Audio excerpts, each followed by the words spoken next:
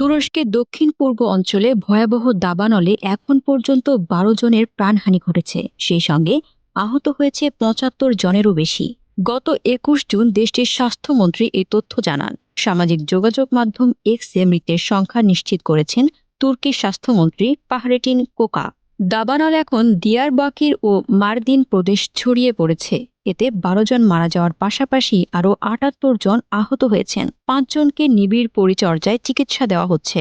এদিকে দাবানলে কুর্দি অধ্যুষিত এই শুষ্ক অঞ্চল জুড়ে দাবানলের আগুনে শত শত প্রাণী মারা গেছে বলে খবর পাওয়া গেছে। আগুন সিরিয়ার সীমান্তবর্তী দিয়াবাকির এ মারদিন নগরীর মধ্যকার বিশাল এলাকা পুড়িয়ে দিয়েছে।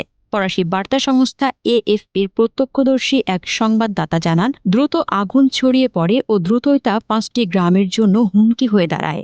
গত সপ্তাহে তুরস্কের তাপমাত্রা স্বাভাবিকের তুলনায় অনেক বেশি ছিল ও দেশটির বেশিরভাগ অংশে তাপমাত্রা ৪০ ডিগ্রি সেলসিয়াস পার করেছিল। আর এর ফলে দেশটির বন ও বিভিন্ন এলাকা শুকিয়ে গেছে।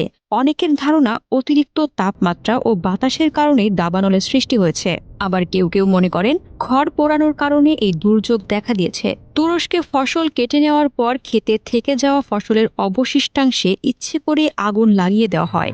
দেশটির স্বরাষ্ট্রমন্ত্রী আলী ইয়ারলিকায়া এই দাবানল সৃষ্টির জন্য খড় পোড়ানোকেই দায়ী করেছেন। তবে প্রকৃত কারণ জানতে অনুসন্ধান চলছে।